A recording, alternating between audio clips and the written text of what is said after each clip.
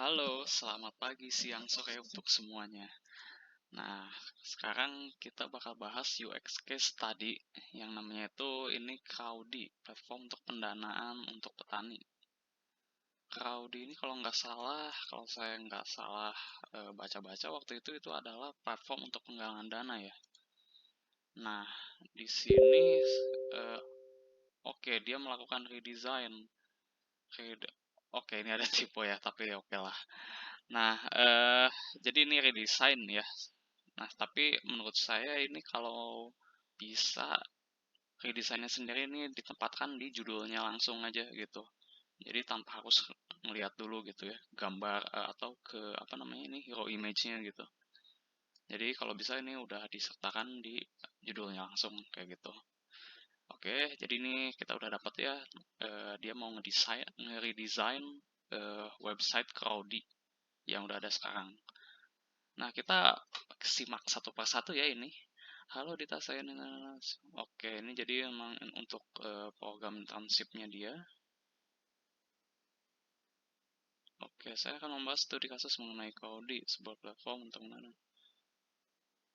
Oke, saya tadi pendahuluannya ya. Sekarang terus latar belakangnya, Indonesia terkenal dengan negara kepulauan dengan hasil pertanian yang berbagai cabang dan beberapa kendala yaitu serangan hama, cuaca yang tidak tentu, harga jual, hingga permodalan, sehingga lahan pertanian semakin menurun karena pengalihan fungsi.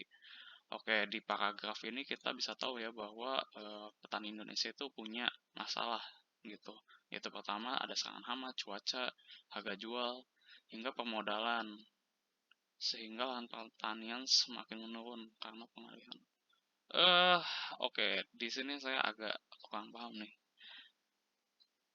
Oke, masalah-masalahnya ini kan ya serangan hama, cuaca tidak tentu, harga jual, sehingga lahan pertanian semakin menurun. Eh, oke, di sini ada ke ini ya apa? Mengapa serangan hama atau sebutan lainnya itu jadi bisa mengurangi lahan pertanian gitu ya? Nah, di sini agak rancu gitu ya. Nah, terus di sini karena pengalihan fungsi untuk industri.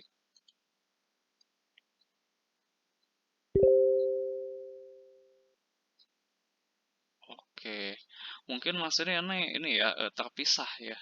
Jadi sehingga sehingga lahan pertanian semakin menurun karena pengalihan hingga permodalan sehingga lahan pertanian semakin menurun karena pengalihan fungsi untuk industri. Oke, ini di sini agak rancu ya intinya. Mungkin sama siapa ini? Dita Aryandini ya. Dita Aryandini. Nah, mungkin ini entah ya, saya kurang nangkap ini soalnya dengan ide di kalimat ini gitu.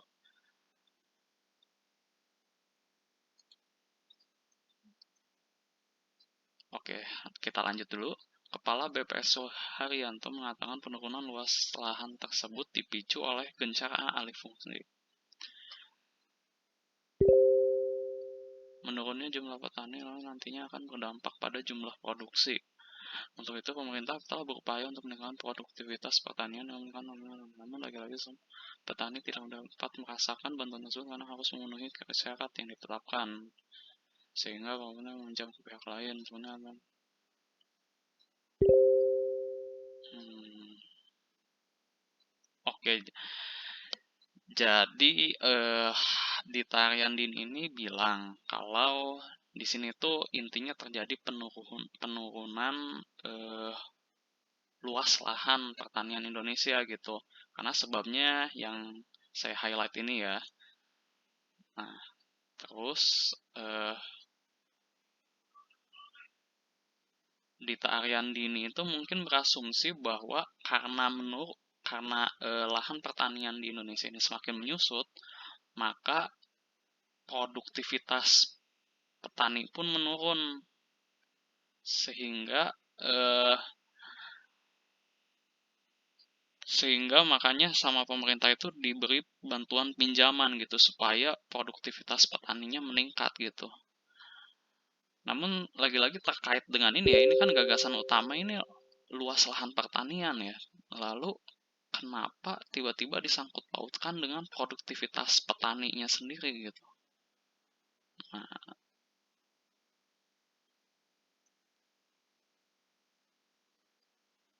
Nah, di sini ada missing link sih menurut saya gitu. Jadi ada kerancuan di mana ini kan masalah utamanya lahan pertanian yang semakin menurun atau menyusut gitu ya. Nah, kenapa itu tuh disangkut pautkan dengan produktivitas pertanian atau produktivitas dari si petani itu sendiri gitu.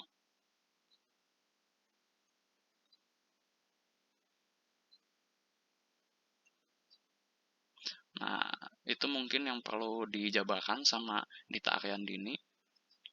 Lalu kita sekarang saat ini bahas di sini ada tujuannya ya. Penulisan ini bertujuan untuk menemukan solusi yang terbaik terbaik untuk para petani yang terkendala pendanaan modal atau yang ingin mengembangkan pertaniannya lebih besar lagi agar dapat diakses.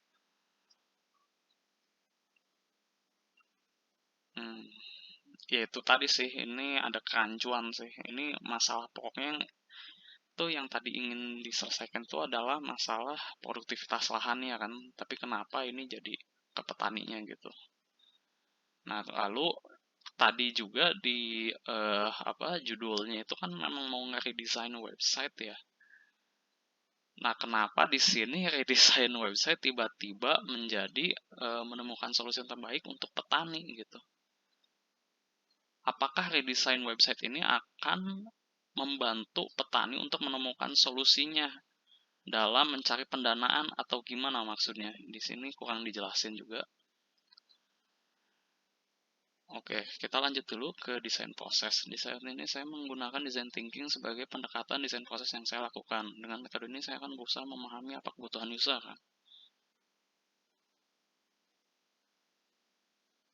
Ini dia mulai dari advertise define lengkap ya. Meskipun sebetulnya yang dilakukan hanya redesign website aja ya gitu. Oke, menurut saya pribadi, bila memang ini niatnya hanya melakukan redesign, itu pertama yang perlu dilakukan adalah dari ini kan kita patokannya itu dari platform Crowdy ya. Maka sebaiknya Dita Ariandini itu mengungkapkan dulu masalah yang ada di current platform itu apa gitu. Yang sekarang saat ini lagi live itu apa sih masalahnya gitu. Mungkin bisa nanya langsung ke petaninya atau ngelakuin UT ke platform Crowdy yang ada sekarang. Nah, terus nanti setelah dikumpulkan feedbacknya, baru Ariandini melakukan secara lebih spesifik gitu ya. Petani itu sebetulnya perlunya apa sih gitu. Melakukan pendalaman terhadap kebutuhan-kebutuhan atau feedback-feedback yang tadi didapetin dari usability testnya gitu. Jadi kalau ini kan bila memang mau melakukan redesign itu patokannya apa gitu, landasannya gitu. Daripada memulai lagi dari awal gitu ya, kayak ini mesti advertise, define, edit, itu bakal panjang gitu prosesnya. Jadi itu sih saran saya, memang sebaiknya itu langsung bertanya langsung ke petaninya gitu. Mungkin diminta untuk melakukan nge-perform beberapa goals di platform Crowdy-nya kayak gitu. Oke, kita lanjut lagi. Ini jadi pertama memang betul ya, dia nge-define dulu ini masalahnya ada apa ya. Nah, proses ini bertujuan untuk mengumpulkan permasalahan yang dirasakan pengguna tentang permodalan tani. Bisa define disimpulkan didapat 4 garis besar, yaitu alur tampilan website, kesulitan dalam menentukan modal pinjaman.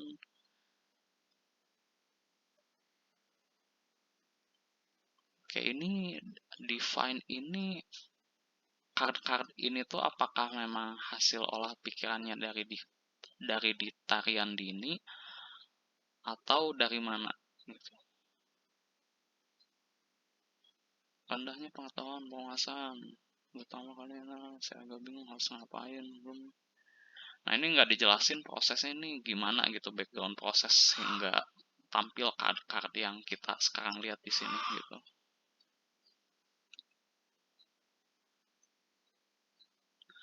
Nah, terus ini jadi pengembangan desain nanti akan berfokus pada membantu pengguna memahami informasi dan melakukan pinjaman modal dengan mudah.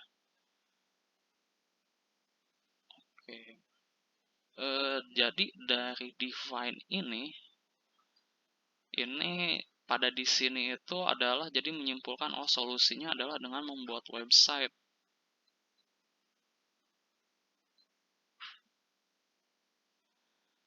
Di sini itu informasi website tercampur aduk dengan informasi pemodal. Website yang mana maksudnya? Apakah di Crowdy-nya kah atau di mana? Oke, itu sih. Jadi memang perlu dijelaskan ya, meskipun nggak perlu terlalu panjang ya. Jadi ini data-data ini dapatnya dari mana gitu. Ini yang nggak dijelasin.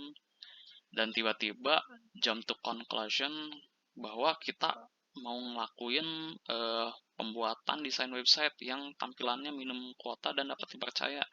Jadi tiba-tiba gitu, di sini nggak dijelasin prosesnya itu seperti gimana,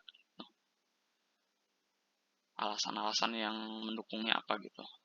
Nah, terus kita lanjut ke bagian 2, ideate.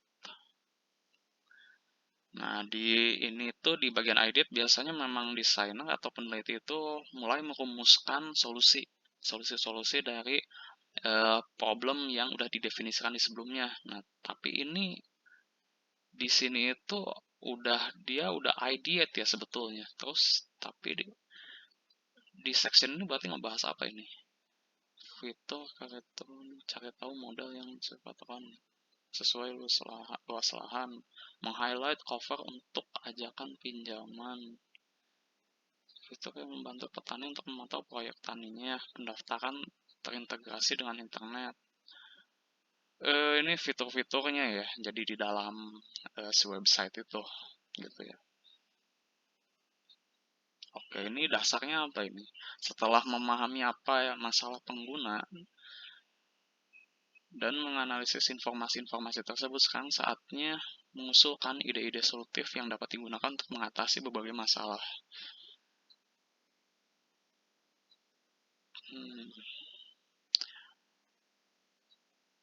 Karena lagi-lagi saya kurang pahamnya ini dihasilkannya dari mana? Apakah murni asumsi pribadinya dari penulis, dari Dita Riyandini, atau memang ada dasarnya gitu, mungkin dari jurnal, dari mana, sehingga terciptalah proses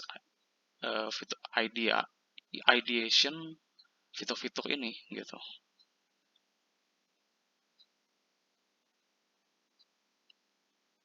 Oke. Nah, terus kita lanjut aja dulu. Crazy 8. Ketika solusi telah ditentukan, maka selanjutnya mendesain rancangan tampilan hasil solusi desain. Saat ini saya menggunakan media kertas. Oke, jadi dia mulai sketsa ya gitu. 8 sketsa.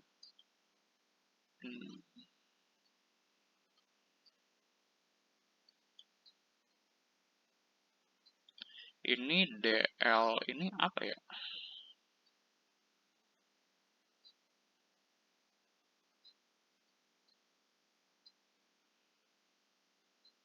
Oke, jadi di sini ditampilkan ya.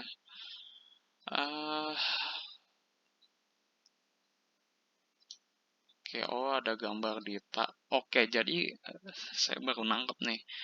Yang desain ini ada 2 orang ya, ada Dita sama ada Lestari gitu ya.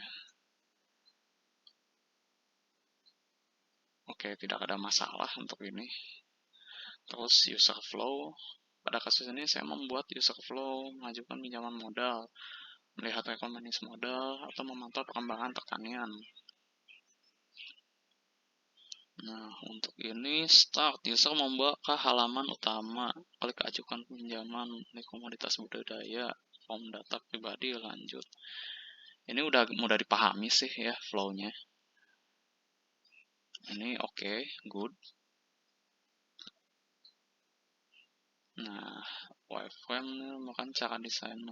Oke, di sini dijelasin ya ini dia bikin wireframe-nya gimana.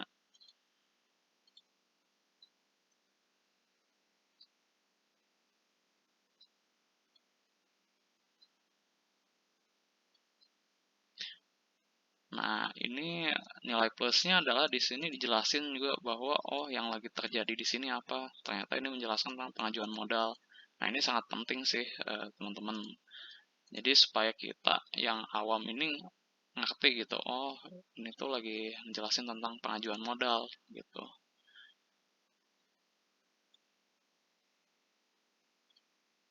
Wireframe halaman utama. Mungkin sedikit tips ya untuk keterangan subtitle itu mungkin bisa diletakkan di atas gitu ya, jadi nggak mesti scroll ke bawah dulu gitu, dan supaya kitanya juga jadi langsung tahu oh ini tuh tentang pengajuan modal gitu,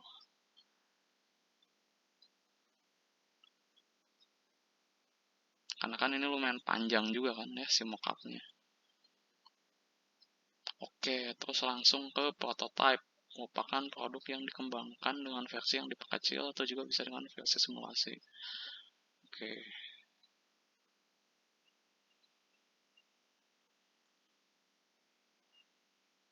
Oke, di sini langsung muat Figma-nya ya, nice.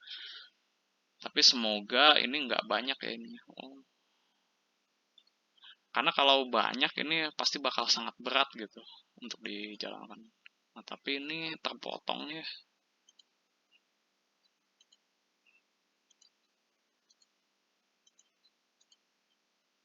Oke, saya kita coba lihat.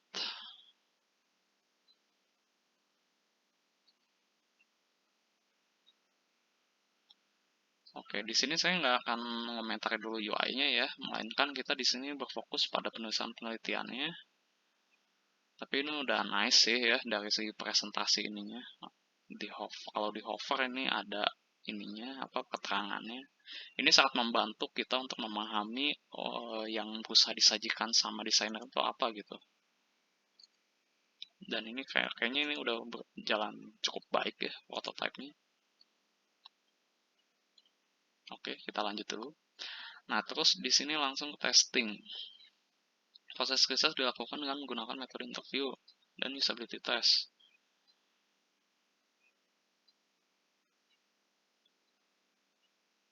Nah, ini pertama dia mencari tahu kebutuhan dan yang diinginkan pengguna serta kekurangan dan kelebihan dari website Cloudy. Nah, ini seperti yang saya bilang, ini harusnya di awal gitu. Jadi kita tahu dulu nih kekurangan dari platform yang ada sekarang ini apa, terus lalu kita redesign gitu ke platform tersebut. Karena kita nggak pernah tahu nih apakah eh, yang ada sekarang ini tuh apakah memang punya kekurangan yang cukup mengganggu buat petaninya atau enggak gitu. Lalu kedua mencari tahu kepuasan pengguna sekaligus dengan keberhasilan. Oke, di sini nggak dijelasin ya ini cara nyarinya tingkat kepuasan ini pakai metode apa gitu. Tapi kita lanjut dulu. Responden kriteria yaitu berusia 25 sampai 65 tahun, pekerjaan sebagai petani, berdomisili di seluruh wilayah Indonesia dan dapat mengoperasikan HP dan laptop. Ini cukup berani ya, ini berdomisili di seluruh wilayah Indonesia gitu. Nah, eh, kalau memang ini penelitiannya adalah sifatnya kuantitatif dan menggunakan metode clustering, jadi misalkan di wilayah Jawa Barat itu ada berapa petani, Jawa Tengah ada berapa, Timur ada berapa, Lombok ada berapa.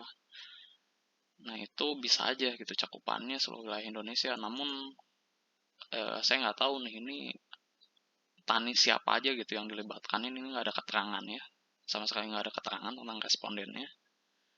Terus kita lanjut dulu interview dan usability testing. Kegiatan ini dilakukan secara langsung dan melalui telepon dengan mengajukan beberapa pertanyaan.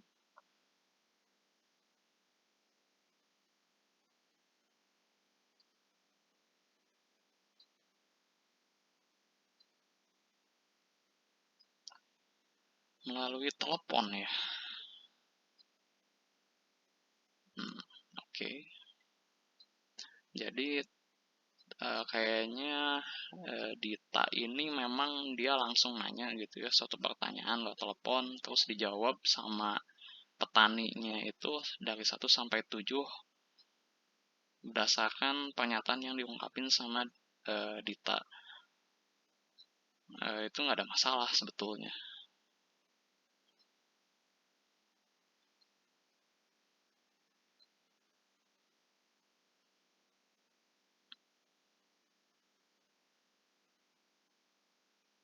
Hmm, mm, mm, mm, mm.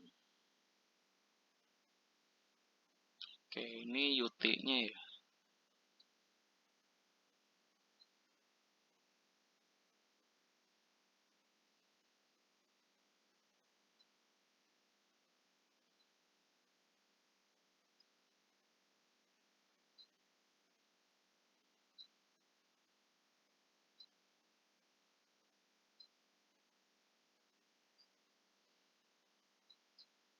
R1, R2, R3. Oh, ini tuh jadi ada 3 responden ya.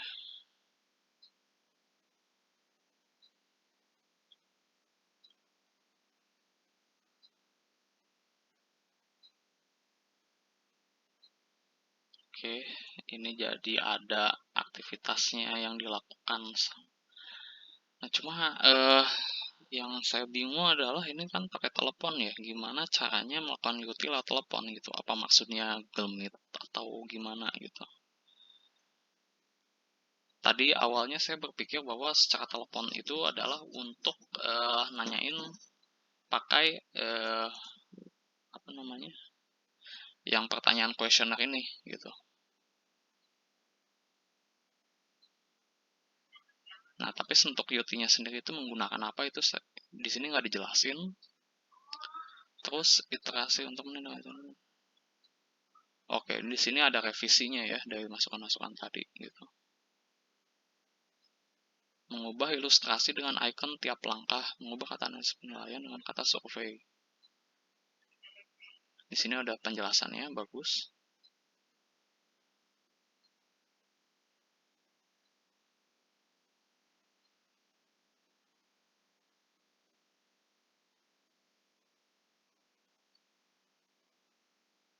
Mengubah tampilan dashboard menjadi navigation bar agar lebih terlihat.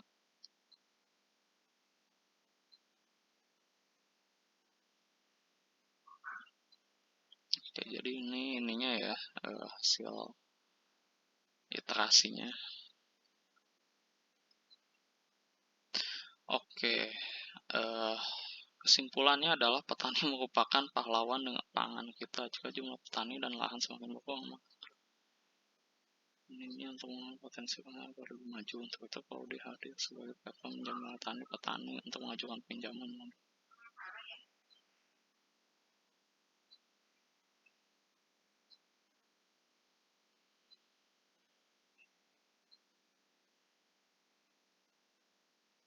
Dengan tampilan website yang simpel namun tetap penampilan informasi yang jelas dan fresh, hal ini dimaksudkan agar semua kalangan petani dapat mengakses dengan mudah dan dapat dipahami. Harapan kami dengan redesign tersebut, petani dapat lebih yakin dan open mindset bahwa pinjaman modal untuk mengembangkan pertanian dan kesejahteraan petani. Ya, jadi oke.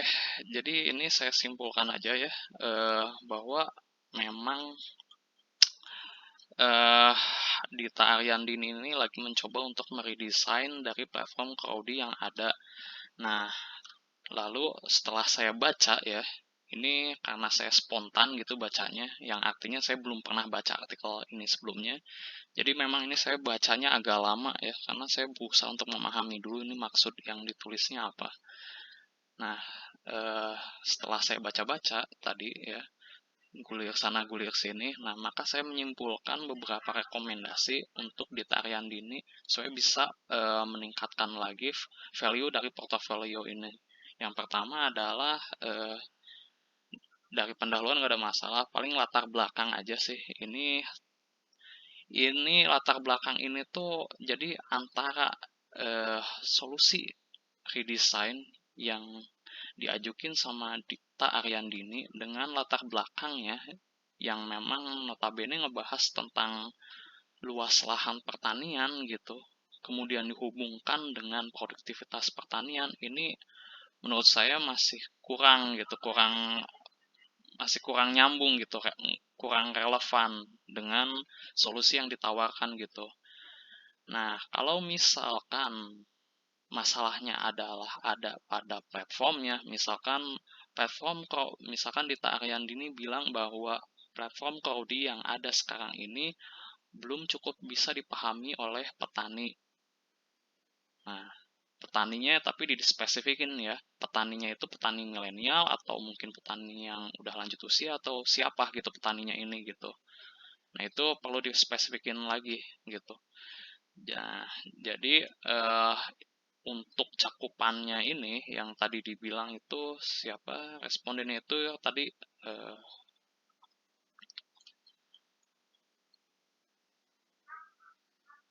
yaitu yang usianya 25 sampai 65 tahun ini masih sangat terlalu luas rentangnya gitu. Jadi kalau bisa lebih dispesifikin lagi gitu. Rentangnya mungkin yang usia milenial.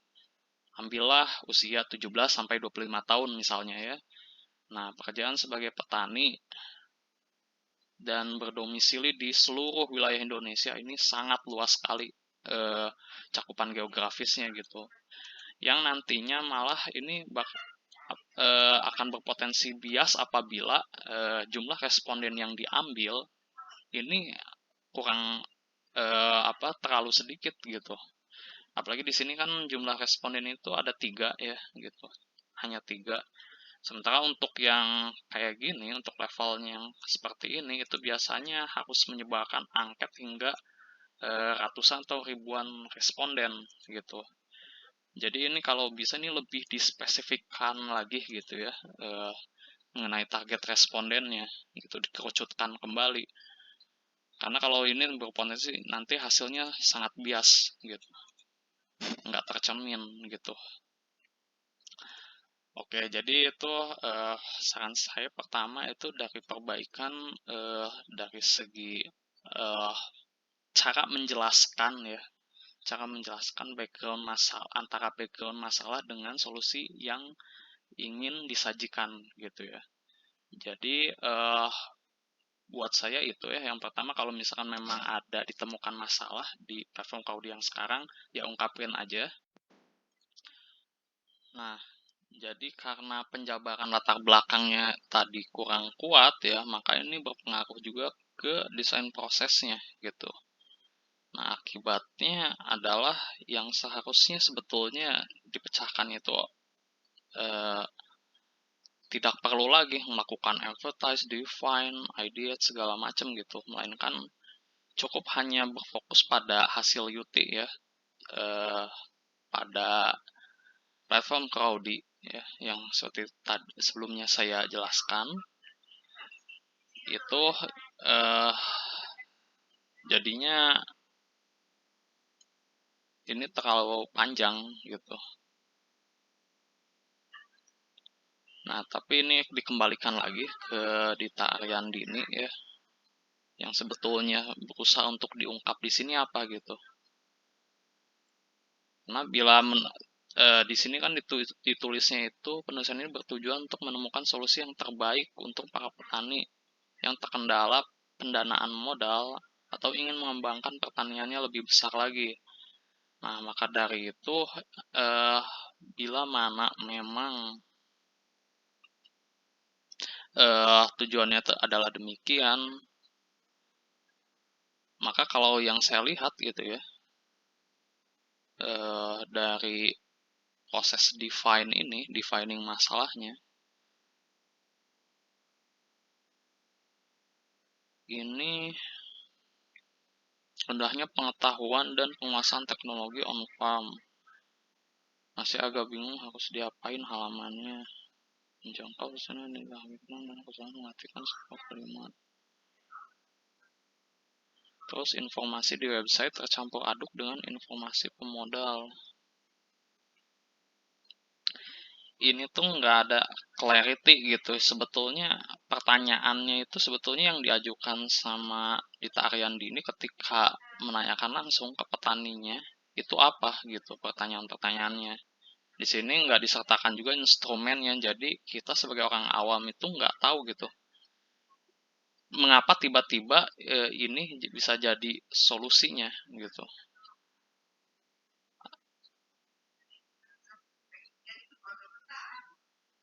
maaf, maksudnya mengapa ini semua itu jadi masalah utama yang dihadapi petani gitu.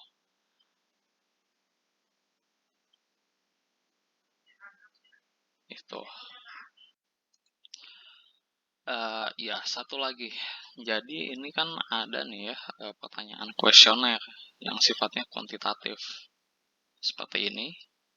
Itu menurut bagi saya pribadi itu mesti ditanyakan ke responden dengan jumlah yang jangan di bawah 10 gitu menurut saya pribadi.